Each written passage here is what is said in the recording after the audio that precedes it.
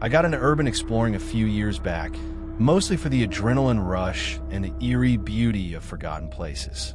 There's just something about peeling wallpaper, rusted bed frames, and nature creeping back, and that makes my heart race. So, when Ethan mentioned the old Maplewood Clinic, a place that had been shut down since the late 80s and was scheduled for demolition, I was all in. We were a group of 5 that night. Me, Ethan, his girlfriend Lena, Marcus, and Jamie, who was always the one with the best camera gear. The clinic was a few miles out of town, hidden behind a line of dead trees, the kind that looks like it could scrape the sky. We met at midnight, headlights off, breathing mist into the cold. From the outside, the building was a crumbling beast, its windows black and yawning. Ethan had a crowbar, and within minutes, we were inside. The air was stale and heavy, clinging to our clothes and lungs. Flashlights sliced through the dark, illuminating gurneys with cracked leather, medical carts overturned, and graffiti sprawled in neon colors across the walls. Lena was recording, narrating in that half-joking, half-nervous tone she used when she was trying not to freak out.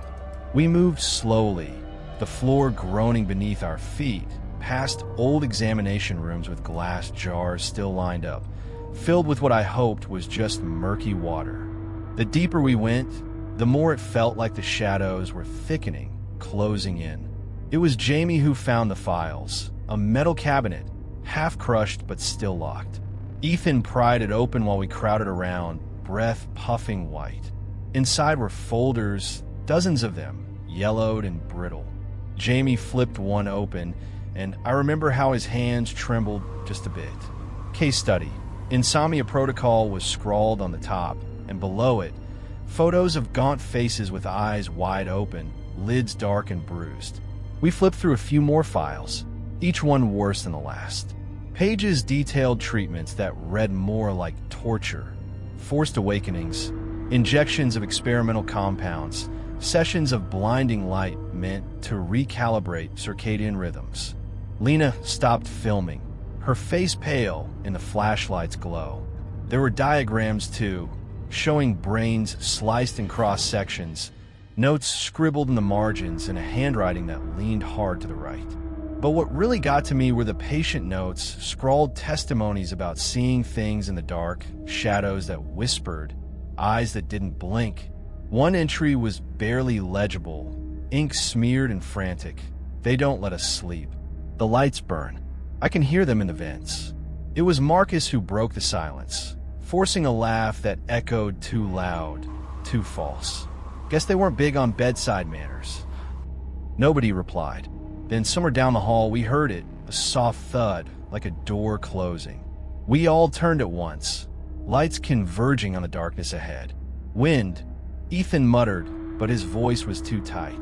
We moved as a pack, closer together than before, following the corridor that sloped slightly downward, the tiles buckling and blackened with mold.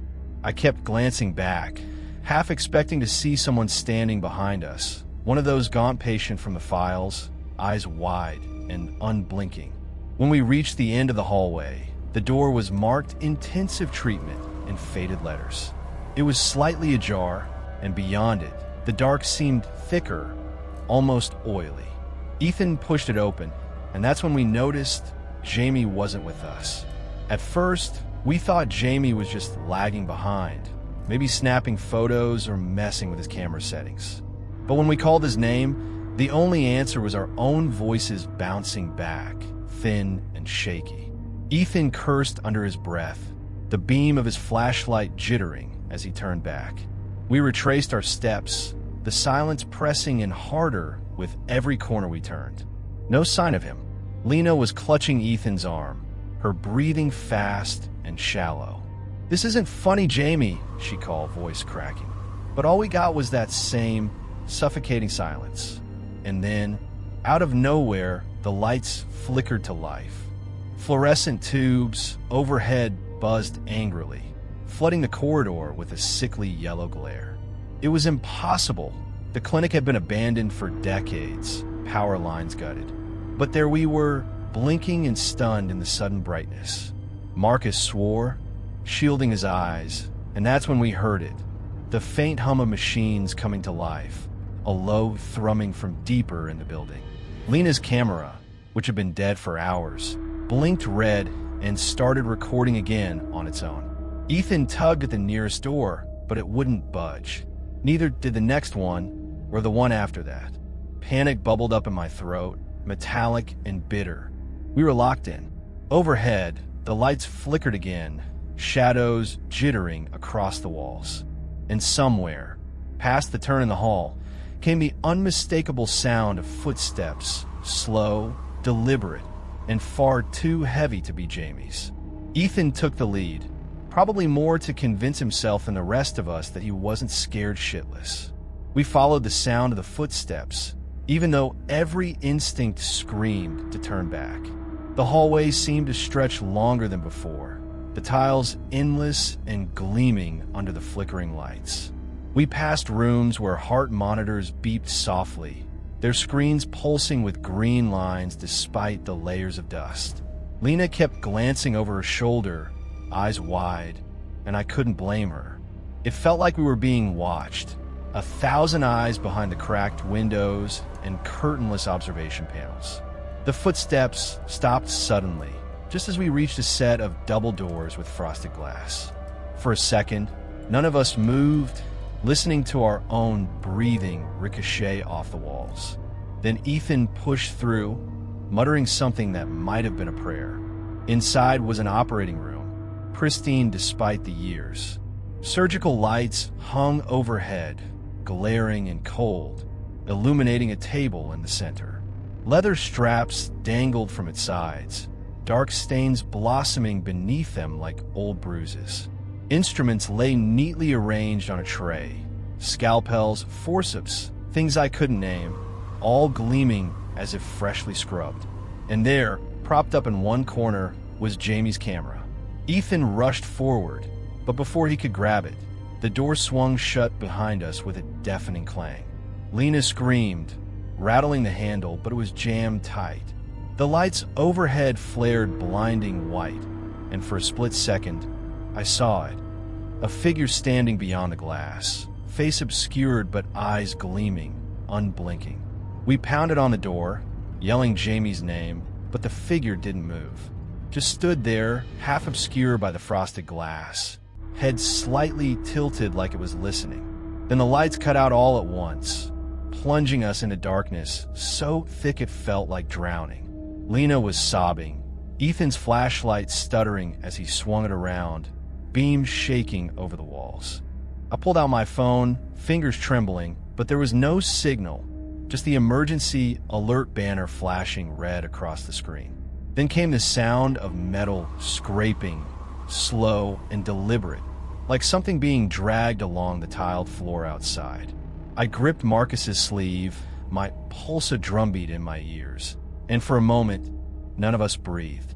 The scraping paused, then started again, closer this time. That's when Jamie's camera clicked on, lens whirring.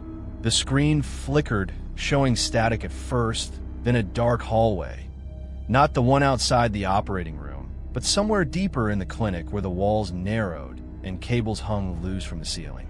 The camera feed glitched, and for a split second, we saw him, Jamie, eyes wide and blank, walking slowly with his head twitching like a marionette. His mouth moved, but no sound came through. Then the feed cut back to static, leaving us staring at the dark screen, the room suffocatingly quiet. Ethan lost it, slamming his shoulder against the door until it cracked open, and we spilled back into the corridor, Lena half-dragged between us. But the hallway was different now, stretching longer, new doors lining the walls, each marked with a single red-eye symbol. And somewhere in a maze of turns, the scraping sound followed, patient and unhurried. We stumbled through the corridors, turning blindly. Every door we tried either locked or leading us deeper into that nightmare. The red-eye symbols seemed to pulse in the dim light, and I couldn't shake the feeling that we were being herded, funneled somewhere we didn't want to go.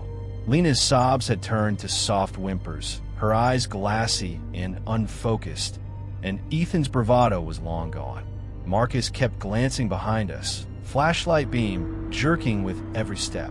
That scraping sound was closer now, echoing from the walls, sometimes ahead of us, sometimes behind. I couldn't tell if it was one thing or many, but my gut twisted every time it paused, like it was deciding which way to turn next. We passed a window that looked into a ward, the beds inside neatly made for stands gleaming, but the walls were smeared dark.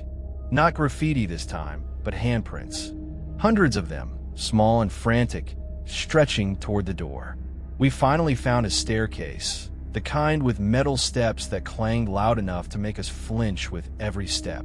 Down seemed like the only option, even though the air grew colder and the lights dimmer with each level.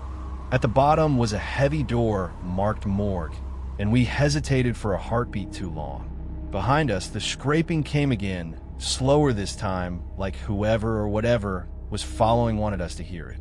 Ethan shoved the door open, nearly tearing it off its hinges, and we stumbled inside. Rows of body drawers lined the walls, most rusted shut, but a few hung slightly open, darkness yawning inside. The temperature dropped instantly, our breath misting in front of us. I yanked the door closed, spinning the lock until it clicked, and for a moment we just stood there, huddled in the cold, listening to the muffled scrape of metal moving outside. We backed away from the door, every nerve screaming to keep moving, to find a way out. But the morgue was a dead end. No other exits, just those rows of body drawers and a metal table in the center, stained and gleaming. Lena sank to the floor, her hands clamped over her ears, rocking slightly as if to drown out the sound of scraping metal. Ethan moved to her, voice low and shaking, trying to get her to stand, but his eyes kept darting to the door. Then one of the drawers creaked, slow, rusty, like it hadn't been touched in decades. We all froze, flashlights fixed on a source. The handle trembled, metal groaning, and then it slid open an inch at a time, darkness spilling out like ink. I couldn't breathe, couldn't move, just stared as pale fingers curled around the edge, pulling the drawer open wider. The figure that dragged itself out wasn't Jamie. Its eyes were wide and glassy, lids peeled back far enough to show bloodshot whites, lips stretched into something that might have been a grin once. Hospital gown hanging loose, bare feet dragging against the tile. I took a step back, nearly tripping over the metal table, the flashlight beam shaking uncontrollably. Marcus swore, backing into a row of drawers, his voice breaking. The thing's head snapped toward us at the sound, neck twisting too far, bones popping in the silence. Then it started moving, not walking, but lurching forward with that grin never faltering.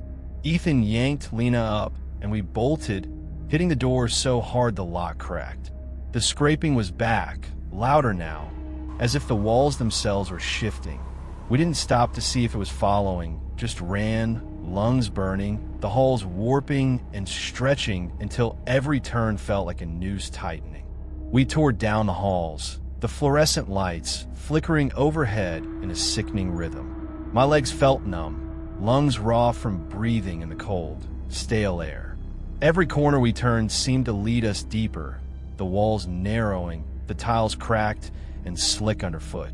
Lena was barely holding it together, her eyes unfocused and glassy, and Ethan's grip on her arm was white-knuckled. The worst part was the silence. The scraping sound had stopped, but that didn't feel like a relief. It felt like the calm before something worse. We stumbled into a waiting room, chairs bolted to the floor, old magazines fanned out on a table, covers faded and curling. For a moment, none of us moved, chests heaving, the only sound the hum of the lights above. Then the intercom crackled to life, speakers buzzing with static, and a voice, flat and distorted, came through. "Patient 13, please return to your room." I don't know which of us bolted first, but suddenly we were all running again, slamming into doors, yanking on handles until one finally gave way. We spilled into a storage room, metal shelves crammed with surgical supplies, boxes toppled and spilling gauze across the floor. I pushed the door shut, pressing my shoulder against it, heart pounding in my ears. Ethan pulled Lena into the corner, trying to calm her down, voice cracking between words. Marcus leaned against the shelves, gasping for air, but his eyes were fixed on something behind me. I followed his gaze and felt the blood drain from my face. Taped to the back wall, half hidden by boxes, were photos, dozens of them, black and white, pinned in crooked lines. Each one showed patients in hospital gowns, eyes wide and unblinking. But in the last row, near the bottom, were photos of us.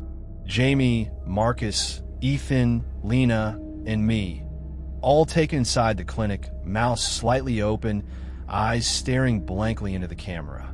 My hands shook as I reached out, fingers brushing one of the photos, the paper brittle and cold. The one of me showed my face pale and slack, eyes wide and empty, like I'd been drugged or worse. Lena started sobbing again, crumpling to the floor with her hands over her face, and I couldn't blame her.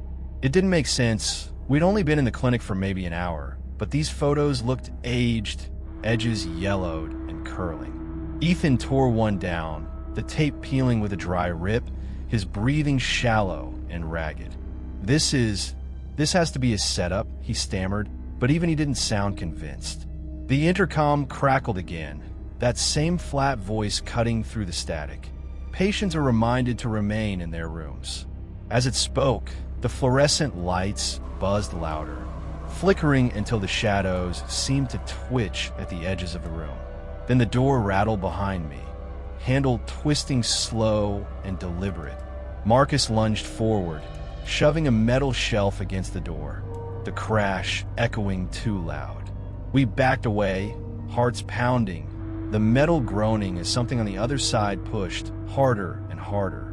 I fumbled for my phone, screen casting a weak blue glow, but it was still useless, no signal, no way out. Ethan's flashlight beam trembled as it landed on the far corner, where a grate hung loose from the wall, opening into darkness. We didn't have a choice. One by one, we crawled inside, metal biting into our palms and knees, the air growing colder and staler. Behind us, the door finally gave way with a deafening crash, and I risked a glance back. Saw pale fingers curling around the edge, that grin stretching wider, eyes gleaming flat and glassy. We scrambled faster, the tunnel sloping downward, turned sharp and disorienting, until my palms were slick with sweat and blood. The only thing that kept us moving was the sound of something dragging itself into the vents behind us, joints popping with each movement. The vents twisted in ways that didn't make sense, splitting off into narrow passages, some clogged with debris and others sloping even deeper underground. The air was suffocating, metallic, and thick with dust. Lena's breathing was ragged, barely muffled by her hands clamped over her mouth. Ethan crawled ahead, flashlight beam bobbing wildly, while Marcus kept glancing back, eyes wide and shining with panic. That thing behind us was getting closer. We could hear it scraping through the vents, joints cracking and popping, a wet, labored sound like something pulling itself forward with too many limbs. At one turn, I looked back and caught a glimpse of it. Pale fingers clawing forward, eyes wide and unblinking, teeth bared in that impossible grin. I choked down a scream, digging my palms into the metal to keep moving, every muscle screaming to get out.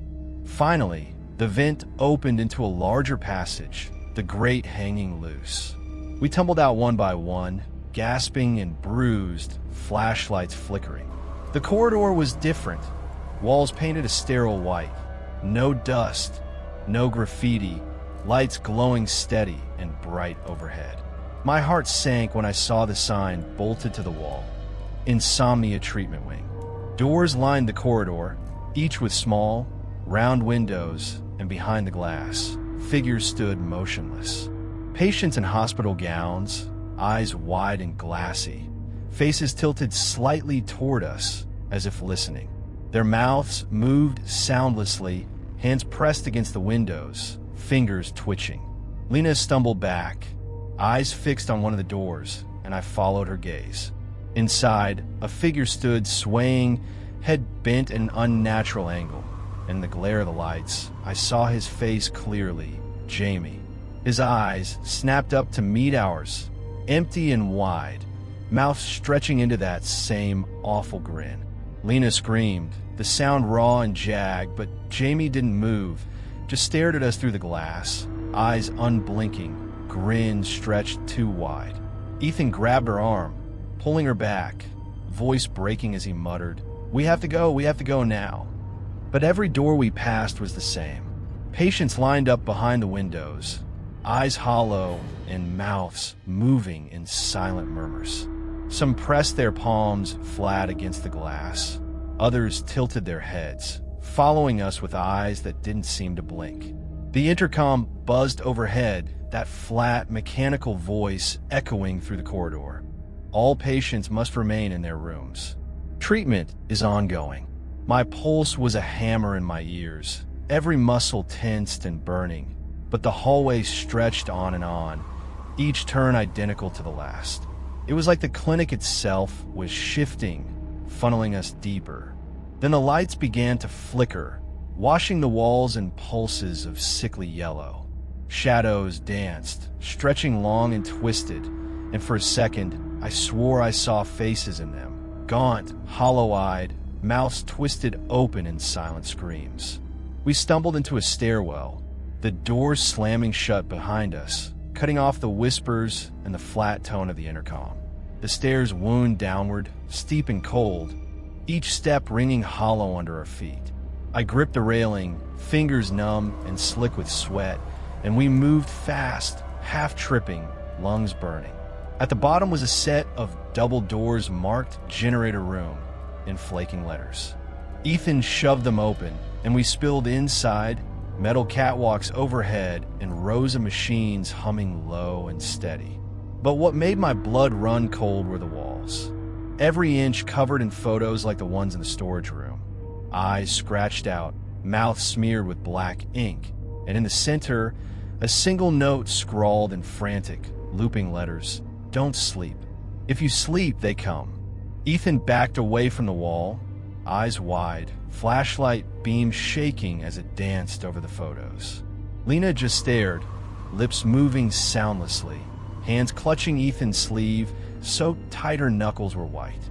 The machines hummed louder, a deep, vibrating sound that crawled up my spine, and somewhere above us, metal groaned like something shifting. Marcus moved toward the generator controls, fingers trembling as he yanked down levers and slapped buttons. The lights flickered, dimmed, then flared blindingly bright before plunging us into darkness. For a moment, the only sound was our breathing, sharp and uneven, and the slow, churning hum of the generators winding down. Then the intercom crackled again, that same flat, emotionless tone. Insomnia protocol initiated. Subjects must remain awake. The doors behind us slammed shut, locking with a metallic click, and I felt the air shift, colder, heavy with the scent of bleach and something coppery. Ethan cursed, slamming his fists against the door, but didn't budge. I swung my flashlight around, the beam slicing through the dark, and that's when I saw it, a figure at the far end of the room, half hidden in the shadows. It stood unnaturally still, face obscured, but I could see the glint of eyes reflecting the light. Then it moved, slow and deliberate, stepping forward with that awful, lurching gait. Pale hands reached out, fingertips dark and cracked, and the grin stretched wider, splitting the face almost in half. Lena started screaming, backing into the wall, and the thing broke into a sprint, joints popping with each step. Ethan grabbed a metal rod from the floor, swinging wildly, but it passed right through like trying to hit smoke.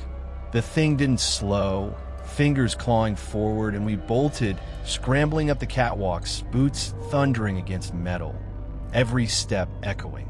I didn't dare look back, but I could hear it, nails scraping over the grates, that wet, labored breathing right behind us. We reached a door at the top of the catwalk, throwing our weight against it until it burst open into another corridor. This one darker, narrower, wall stained with something too dark to be rust. The lights overhead buzzed weakly, some flickering in and out, casting our shadows long and distorted.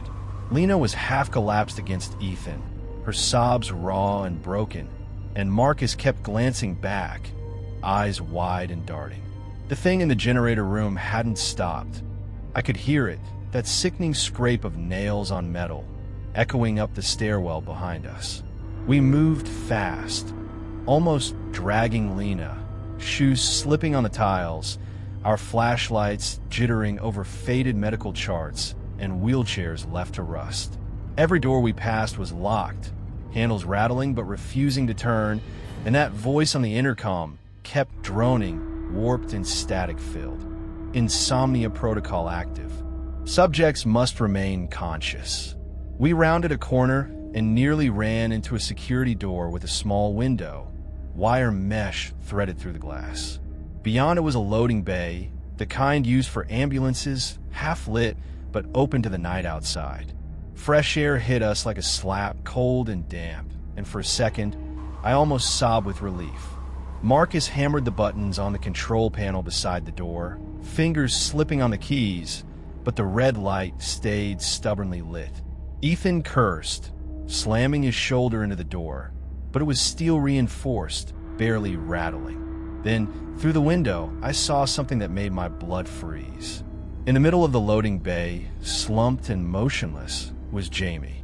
His back to us, hospital gown hanging limp, one arm bent at an impossible angle. I banged on the glass, voice cracking, but he didn't move, didn't even flinch. That's when his head twisted, slow and unnatural, eyes wide and milky, grin stretching as he stared right at us. Lena's screams were raw and ragged, echoing off the walls as Jamie's eyes locked onto ours, that grin never faltering. His head stayed twisted at that awful angle, body motionless, and then, without warning, he started to rise. Not stand, but lift, feet dragging limply across the concrete like something was pulling him up by invisible strings. His eyes never left us, wide and unblinking, even as his neck cracked with each jerk of movement. I stumbled back, nearly dropping my flashlight, pulse hammering so loud I could barely hear Ethan shouting for us to move. The control panel blinked angrily, red lights glaring, and Marcus slapped every button he could reach, but nothing happened. The intercom buzzed again, voice crackling. Patients must remain in their rooms. Treatment is ongoing. And just past the glass, Jamie's mouth stretched wider, dark and empty, head lolling with each step as he was dragged into the shadows. Then the lights surged, flaring blindingly bright before snapping off completely, plunging us into pitch darkness. For a second, none of us moved, breathing harsh and shallow in the suffocating black. I swung my flashlight around, fingers slick with sweat, and that's when I saw them, dozens of eyes glinting in the beam, lining the corridor behind us. Patients in gowns, eyes wide and glassy, mouths stretched into those same awful grins. They moved in unison, slow and deliberate, bare feet whispering against the tiles, eyes never blinking. Lena collapsed, hands clawing at her hair, and Ethan grabbed her, pulling her back toward the loading bay door. The patients didn't stop, faces slack and empty, eyes reflecting the light like animals caught in headlights. With a desperate shove, Ethan jammed a metal bar into the door's lever, and by some miracle, the lock clicked open. We stumbled into the loading bay, boots slamming against concrete, the cold air biting and metallic. But as the door swung shut behind us, that voice on the intercom echoed one last time, flat and final. Insomnia protocol complete. Prepare for next cycle. We didn't stop running until we were halfway across the cracked pavement of the loading bay, gasping in the cold night air. The clinic loomed behind us, windows dark and yawning, but I couldn't shake the feeling that something was watching, eyes following us from every shadow. Lena was half-conscious, eyes fluttering, and Ethan practically dragged her forward, voice hoarse from shouting. Marcus spun in circles, flashlight beam slicing through the dark, expecting those grinning faces to pour out of the building at any second. But nothing followed. The doors stayed shut, the windows black. For a moment, the silence was so deep it roared. We reached Ethan's truck, keys slipping in his fingers, engine sputtering to life with a cough of exhaust. As we sped down the cracked road, tires skidding on loose gravel, I glanced back one last time. The clinic sat motionless, dark and silent, like it had been for decades. But in the top window, for just a heartbeat, I swore I saw a face. Eyes wide and unblinking, mouth stretched in that same awful grin. None of us spoke on the drive back, breaths ragged and shallow, fingers twitching every time headlights cut through the dark. We dumped Lena at the ER, pale and shivering, Ethan's hand stained red from where she clawed at him, nails broken and bloody. The nurses asked questions, voices gentle but insistent, but none of us could answer. What were we supposed to say? That we'd been trapped in a dead clinic with ghosts of patients who hadn't blinked in 30 years? That we'd seen Jamie's eyes clouded and empty, body dragged by something unseen? I couldn't even bring myself to look at the photos on my phone, screen cracked and flickering, but I knew they were there, shots of those faces behind glass, mouths open in silent screams. We never found Jamie. The cops said the clinic was empty, just a condemned building with no power, no files, no bodies. They looked at us like we were crazy, sleep-deprived, or high, but I know what I saw. It's been months, and I haven't slept right since. Every time I close my eyes, I see them, eyes wide, mouth stretched, waiting in the dark.